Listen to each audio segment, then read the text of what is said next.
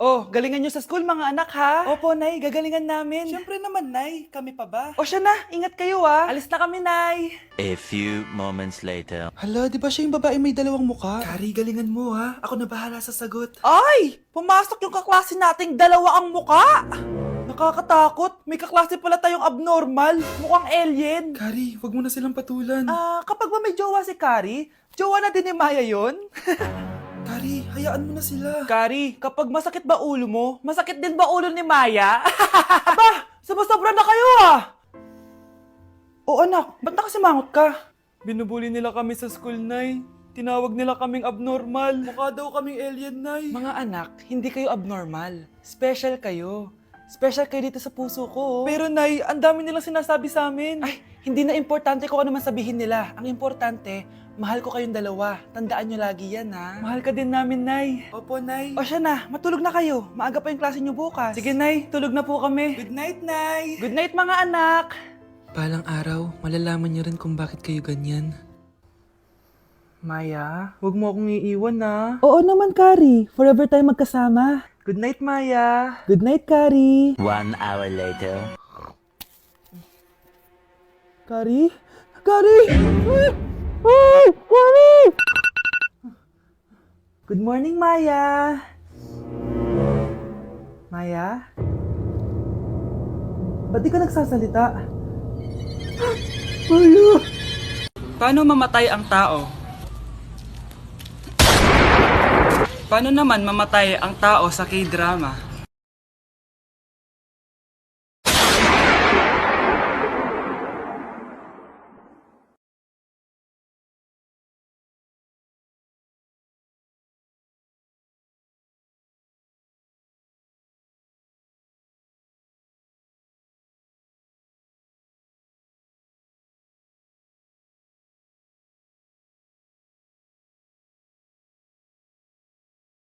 Hindi ako scammer! Itigil niyo na yan! Hindi si nanay ang scammer. Pero nasa bahay na to, ang totoong scammer.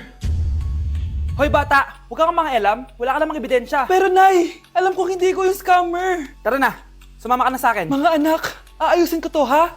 Babalik din ako, okay? Kung sino man sa inyo yung totoong scammer, umamin na kayo! Nakulong si nanay, di ba? Ate, walang may gustong makulong si nanay. Tsaka bakit kami lang tatlo sinisisi mo? Eh baka ikaw talaga yung totoong scammer. Imbes na magsisihan tayo, magtulungan na lang tayo para kay nanay. Malalaman ko rin ang totoo. Delivery po. Gabi na, may nagde-deliver pa. Kuya, kaninong parcel yan? Kay Susan po ulit. Ha? Paano nangyari yun? Eh nasa kulungan na si nanay. Aba ma'am, hindi ko po alam. Taga-deliver lang po ako eh. Sige na po. Oh, nasa gitna yung kalaban ha? Hoy, ayusin mo na itong mga damit mo. Ilagay mo muna dyan sa kama. Oh, ayun na! Paano naman ito laman ng parcel na to? Nakakainis, talo na naman. Ano ba ito? Ba't nandito to? Ito ba yung galing sa scam? Sabi ko na nga ba, ikaw yung scammer! Ate, hindi ako yung scammer. May parcel na dumating at nakapangalan kay nanay. Di ba pang computer to? Eh, ikaw lang naman mahilig mag-computer dito eh. Ano na namang scam ang ginawa mo? Pasalamat ka, minor de edad ka pa. Bawal ka pa makulong. Pasensya na sa ginawa ng anak ko. Pagsasabihan ko to. Basta wag na uulitin ha. Ako na magbibigay sa mga may-ari neto. Sige na. Ang galing mo talaga. O ito, sino to cellphone? Akin tong pera. Mas kailangan ko to. Galingan mo pang mang-scam para mas marami tayong makuha. Bahala sa'yo. Makakaasa ka. Gagalingan ko pa. Okay, class. Last 5 minutes. Hirap naman nito. Be, ano sagot sa number 10? Huwag ka mong sa akin, Samantha. Mapapagalitan tayo kay ma'am. Tamot mo naman. Ayaw mo akong pakopyahin, ha? Bilisan nyo, class. 1 minute na lang. Ma'am, nangangopya po si Scarlett sa akin, no? Apakasinungaling mo, Samantha. May nangangopya pala dito. Bagsak ka na sa akin, Scarlett. Apakasama talaga ng ugali mo, Samantha. Nay! O anak, anyari sa'yo? Binagsak ako ng teacher ko. Naniwala kasi siya kay Samantha na nangopya daw ako. Totoo ba yun, Scarlett? Hindi, Nay. Siya talaga yung nangopya sa akin. Walang iya yan ah. Humanda siya sa akin. Tara, anak. A few moments later. Ma'am, bakit niyo po kami pinatawag dito? Eh, kasi ang anak mo, sinungaling. Siya naman talaga yung nangopya kay Scarlett eh. Hindi po totoo yan. Para malaman natin kung sino nagsasabi ng totoo sa inyong dalawa, mag-quiz na lang kayo ulit. Patay ako nito. Humanda ka ng mapahiya, Samantha. Okay, time's up. Pass your papers. Scarlett, naka-perfect ka. Yes, talino talaga ng anak ko. Samantha, wala kang tamang sagot. Ikaw talaga ang totoong nangungopya. Nakakahiya ka, Samantha. Humanda ka sa akin sa bahay. Tara! Huwag po, Nay. Number 1. Ano ang war na naganap noong 1939? Ako ma'am. Okay, Kyle. Battle of Yultong. Anong Battle of Yultong na yan, ha? Puro ka kasi TikTok eh. Yun po kasi yung uso, ma'am eh. World War II yun, class, ha? Puro ka kasi cellphone, kaya di mo alam. Confiscate ko yan eh. Number 2, madali na lang to, ha? What is the Philippine National Anthem? Ma'am, alam ko yan. Yes, Scarlett. Ano kasi yun, Selos by Shaira? Anong selos-selos, ha? At di ko alam bakit ba nagkakaganto. Pinagluloko niyo ba ako dito, ha? Lupang hinirang yon. Ay, iba pala, ma'am. Lahat kasi sila kinakanta yan eh. Aba, saan kayo galing, ha? Sa kantin po, Ang ma'am. kakapal ng mga mukha nyo. Hindi nyo na alam yung mga boundaries nyo. Bes, alam ko na to. Magte-trending si ma'am. Hala, nakalive pala ako. Oh, bakit may pera na naman dito? Pinamigay ko na ibang pera kahapon Kakainis naman. Ma'am, may delivery po kayo. Oh, ano to?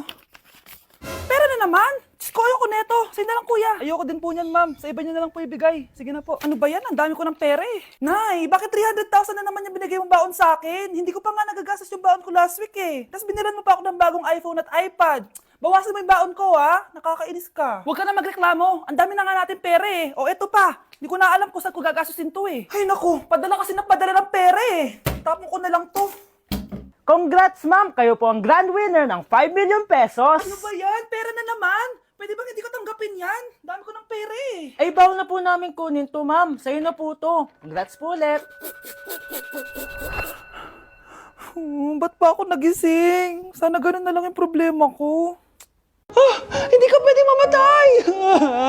Pre, may kalaban sa mid, habulin nyo! Defend nyo na yan! Bilis! Matatalo tayo nyan eh! Nasagasaan daw ng langgam? May ganun ba?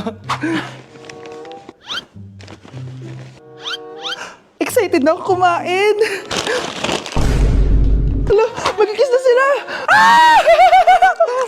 Let's go, guys! Ayan, malapit na!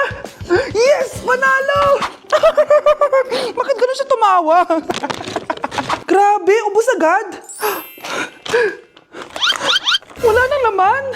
Grabe kayo! Ako bumili tapos kayo kumain! Next time kasi, Nay, bilhin mo na lahat ng crispy patata sa supermarket. Sige po, madam. Anak, ano po yun, Nay? Samahan mo ako, maniningil ako ng utang. Sige po, Nay. Behave ka lang doon, anak, mangkukulam yun. Okay po. Few moments later. Tao po! Uy, Mars, pasok ka! Kamusta, Mars? Ayos lang naman ako, Mars. Hindi ikaw, yung utang mo. Pasensya ka na, Mars. Wala pa akong pera. Aba, ang tagal na nun ah. Wala nga. Ay, hindi pwede, Mars. Sige, wait lang ha, Mars. Eto, utang. Nay, napapala po kayo, Nay. Ano ginagawa mo? Tinatahi ko yung bibig mo para manahimik ka na. Nay! Nay! Ang gwapo naman niya, Nay! Pwede ko ba siyang jowain? Sige, anak, wait lang. Hoy, ikaw, jojowain mo ba anak ko? Kapag tumanggi ako, baka anong gawin niya sa akin? Jojowain! So tayo na?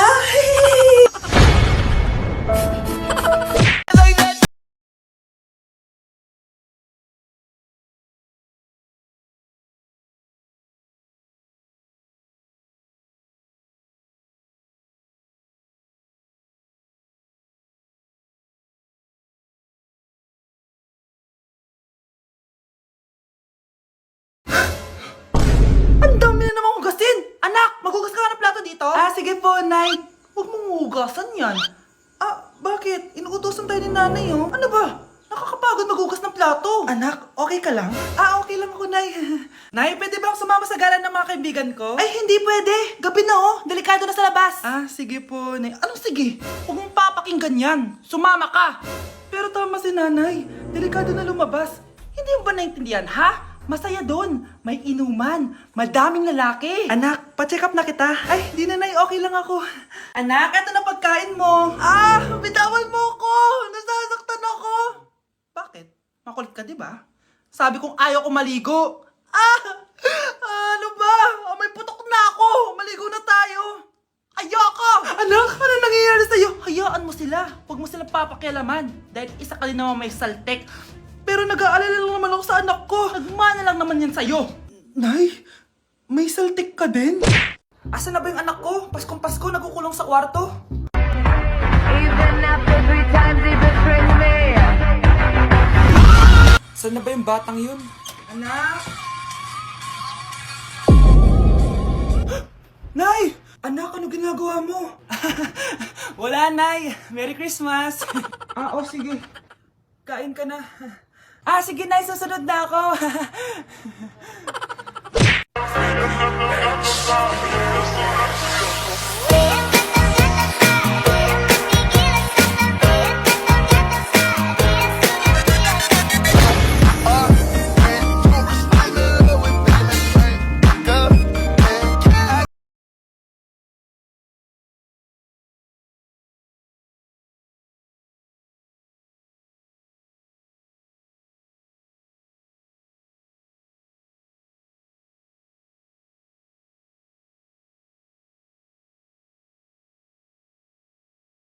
Tignan nyo. Kawawa siya. Ano kaya nangyari sa kanya? Rest in peace. Idol ko to, guys. Ito palagi kong pinapanood pag malungkot ako. Ano kaya nangyari? Ang bata niya pang namatay. Sayang talaga siya kasi tinan mo. Binalita siya ng Paw Patrol. Talagang legit to, guys. Nakakaawa siya. Feel ko nalunod siya kasi ito ata yung last picture niya, guys. Tignan niyo, nasa dagat siya. Nakakaawa, guys. Kaya kayo wag kayo magpaniwala sa fake news, no? O, 'di ba? Buhay pa ako, walang iya kayo, pinatay niyo na ako agad. Pag talaga nakita ko tong gumawa sa account na to, kukutusin kita, be, ha? Excited ka mamatay ako, mauna ka na kaya. Bilisan nyo, pakatagal nyo. Ma'am, we are the group 1 and... Okay, so, ano yung research topic nyo? Ang research topic po namin ay kung bakit the best vlogger po si Mami Oni. Nice topic. So, bakit nga ba the best vlogger si Mami Oni? Kasi ma'am, tahimik lang siya sa umpisa kahit di mo siya pilitin. Okay, what about the others? Ma'am, malasing mo lang siya, agad siyang sasama. Kahit di mo siya akitin, ma'am. Meron ka bang lemon, ma'am? Lemon? Bakit? Kasi gusto niya tequila. Yun naman pala. Pagkatapos na mag-shot, sipsipin mo yung dila niya. At huwag mo siyang susubukan dahil buka niyang isusubo. Ito na ata yung pinaka-the best na research. At dahil dyan, tigisa kayo ng iPhone 14. Gusto ko yung nakakapakong malaki. Ngiti mo sa tabi. Update sa nawala kong passport. 9 o'clock na ng umaga at literal na wala akong tulog sa kaka-overthink ko. So pupuntahan ko na yung store kung saan ko naiwan yung passport ko. Lord, sana nandun pa. Nag-search ako tapos 10 AM daw sila nagbubukas. So pupunta na tayo doon bago sila magbukas. So naglalakad lang ako papunta sa subway. Nandito na ako sa subway, guys, and kinakabahan na ako. Hindi ko talaga alam gagawin ko pag wala talaga dun. No, hindi pwede. Makakapag-Japan kami. Kasi sayang yung mga binayad ko, be. Guys, nakasakay na ako.